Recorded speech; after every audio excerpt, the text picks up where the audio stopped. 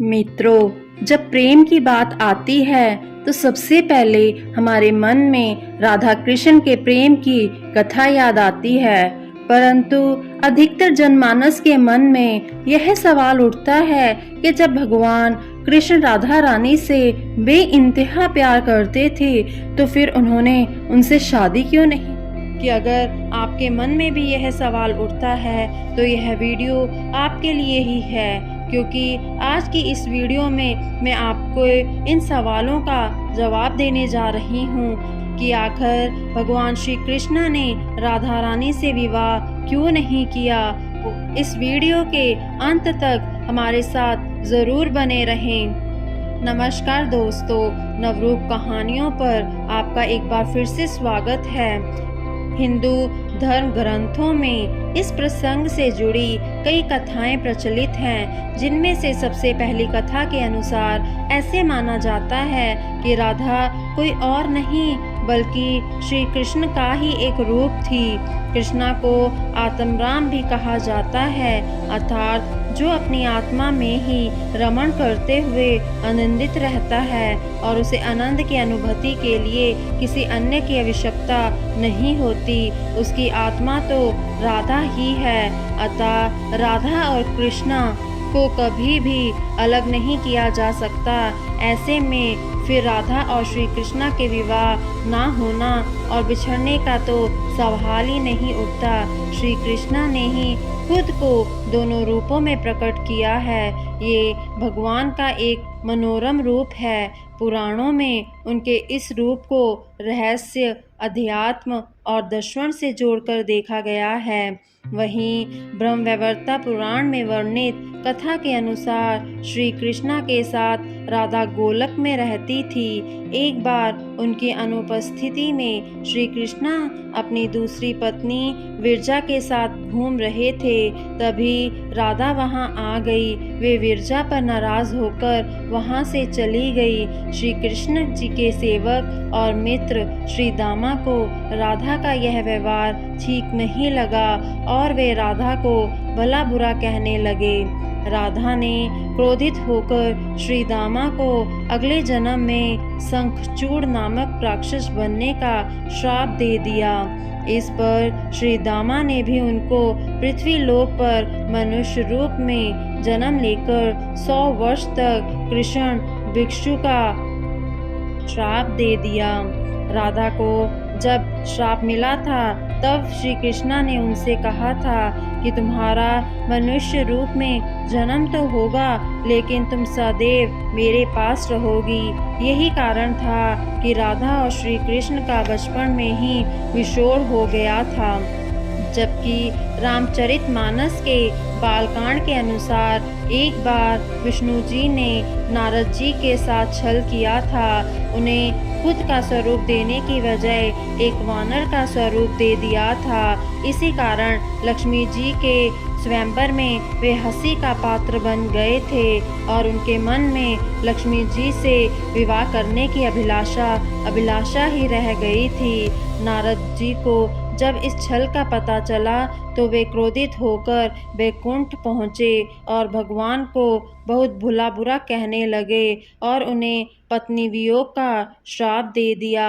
नारद जी के इस श्राप की वजह से ही राम अवतार में भगवान रामचंद्र जी को सीता का वियोग सहना पड़ा था और कृष्ण अवतार में देवी राधा का।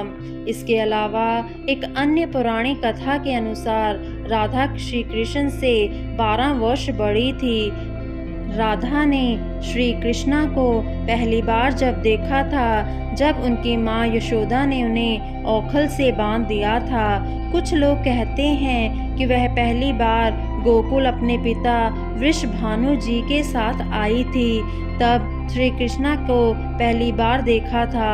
जबकि कुछ विद्वानों की माने तो कृष्णा और राधा की पहली मुलाकात संकेत युद्ध में हुई थी।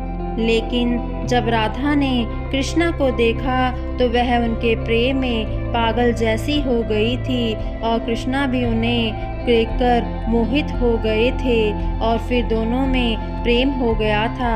ऐसा माना जाता है कि तभी से राधा श्री कृष्ण की मुरली सुनकर बावरी होकर नाचने लगती है और वे उनसे मिलने के लिए बाहर निकल जाती थी।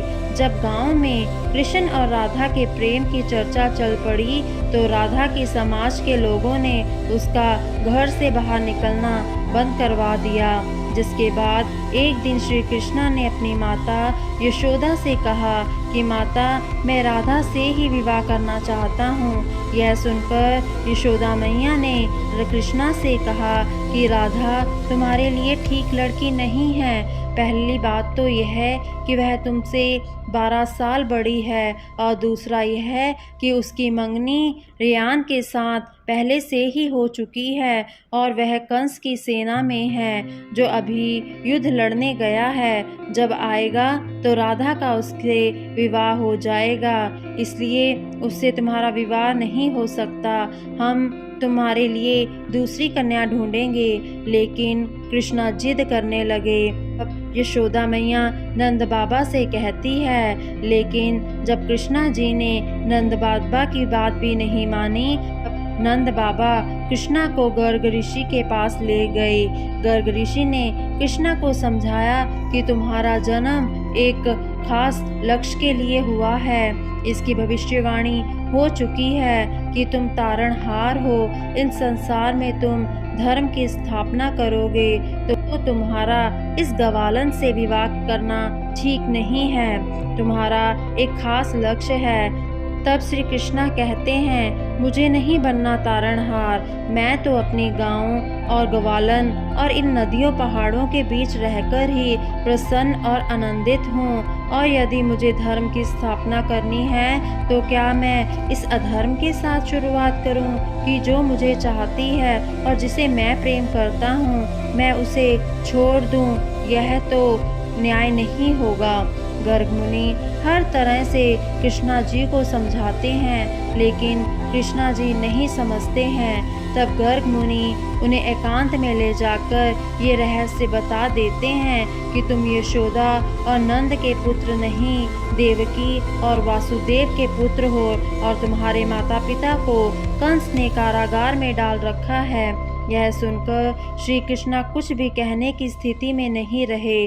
फिर उन्होंने गर्ग मुनि से कहा, कृपया मेरे बारे में कुछ और बताइए। तब गर्ग मुनि ने कहा कि नारद ने तुम्हें पहचान लिया है और तुमने अपने सभी गुणों को प्रकट कर दिया है। तुम्हारे जो लक्षण इस और संकेत करते हैं कि तुम ही एक महापुरुष हो जिसके बारे में ऋषि मुनि चर्चा करते हुए आ रहे हैं। यह सुनकर श्री कृष्णा चुपचाप उठे और गोवर्धन पर्वत की सबसे ऊंची चोटी पर जाकर अकेले आकाश को देखने लगे।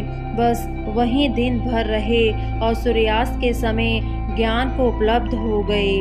वहीं से उनकी दशा और दिशा बदल गई। तो फिर उसके बाद श्री कृष्णा कंस के बुलावे पर वृंदावन छोड़कर मथुरा चले गए और इधर राधा का विवाह यशोदा के भाई रायना से हो गया। मित्रों, इसीलिए भगवान श्री कृष्णा ने कहा है कि राधा तू मेरी आत्मा है, भले ऐसे में मैं तुमसे विवाह करूं या ना करूं, इससे क्या फर्क पड़ता है। विवाह के बाद भी राधा का ना तो मेरे प्रति स्नेह कम हुआ और ना ही मेरा राधा के प्रति। इसलिए मित्रों, अगर आप भी किसी से प्रेम करते हैं और आप भी उससे शादी नहीं होती तो निराश ना हो, बल्कि प्रेम को अपने मन में हमेशा के लिए याद रखें, जैसे कि श्री कृष्णा ने किया था। तो मित्रों, उम्मीद करती हूँ कि आपको श्री कृष्णा और राधा की यह प्रेम कथा पसंद आई होगी। अगर पसंद आई तो इसे ज़्यादा से ज़्यादा लाइक करें और अपने दोस्त